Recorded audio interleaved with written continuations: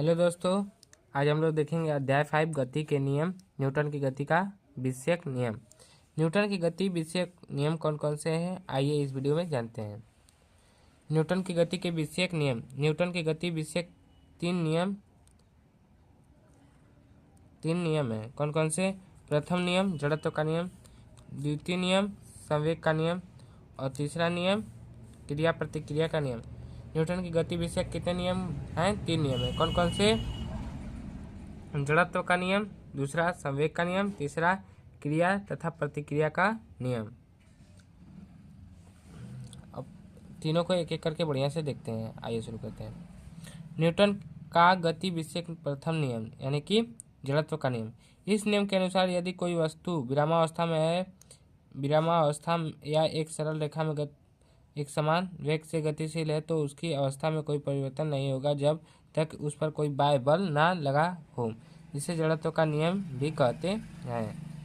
क्या? इस नियम के अनुसार यदि कोई वस्तु विरामावस्था या एक सरल रेखा में एक समान वेग से गतिशील है, तो उसकी अवस्था में कोई परिवर्तन नहीं होगा जब तक उस पर कोई बाह्य बल ना लगा हो। इसे जड़त्व का नियम भी कहते हैं।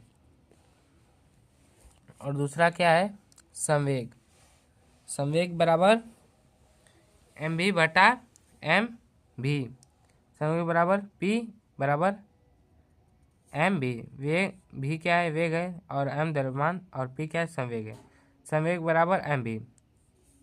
किसी वस्तु का संवेग उस वस्तु के द्रव्यमान और वेग के गुणनफल के बराबर।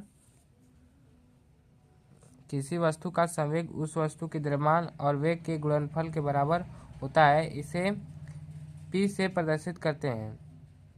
ठीक, इसका मात्रक क्या होता है? मात्रक किग्रा मीटर सेकेंड एसआई पद्धति में, मात्रक सेमी या सेकेंड सीजीएस पद्धति में। संवेग कैसी राशि है? संवेग सदिश राशि है। संवेग कैसी राशि है? संवेग सदिश राशि। दिशा बराबर वेग की दिशा में है। दिशा वेग की दिशा में। विमीय सूत्र MLT-1। विमीय सूत्र MLT-1।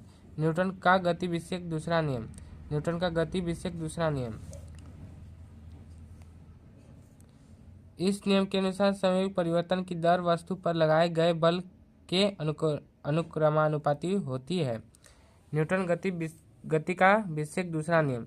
इस नियम के अनुसार संवेग परिवर्तन की दर वस्तु पर लगाए गए बल के अनुसार अनुक्रमानुपाती होता है। F बराबर dp बटा dt। F बराबर dp बटा dt। F ई अनुक्रमानुपाती है।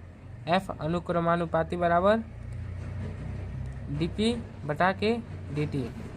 F बराबर यहाँ पे जब अनुक्रमानुपाती का चिन्ह हटता है तो कोई नियतांक आ जाता है। नियतांक क्या है? k है।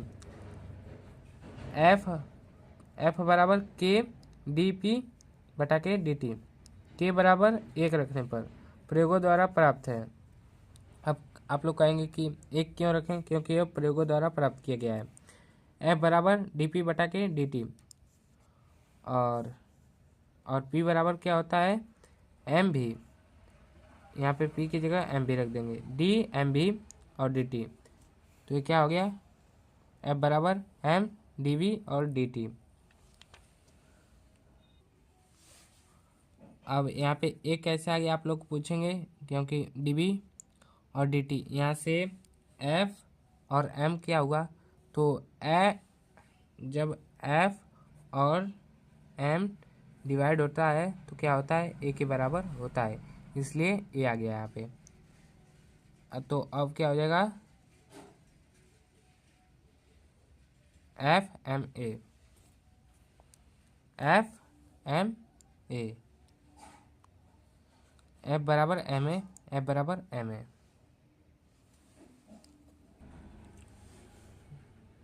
यहाँ पे पर इसका प्रयोग नहीं किया गया है और यहाँ पे dv और dt बराबर a होता है। dv बटा dt बराबर a होता है। तो यहाँ पे dv और dt था, तो इसकी जगह a का प्रयोग किया गया। F बराबर ma हो जाएगा। इस नियम के अनुसार वस्तु पर लगने वाला बाह्य बल द्वारा बल द्रव्यमान और त्वरण के गुणनफल के बराबर होता है। न्यूटन का गति विषयक तीसरा नियम। इस नियम के अनुसार प्रतिक्रिया की प्रतिक्रिया बराबर परंतु विपरीत होती है। इस नियम के अनुसार यदि कोई वस्तु दूसरी वस्तु पर बल लगाती है तो दूसरी वस्तु भी पहली वस्तु पर बल लगाती है परंतु विपरीत बल लगाती है। इसे क्रिया प्रतिक्रिया का नियम भी कहते हैं। न्यूटन का गति विषय तीसरा नियम क्या है? इस नियम के अनुसार प्रत्येक क्रिया की प्रतिक्रिया बराबर परंतु विपरीत होती है।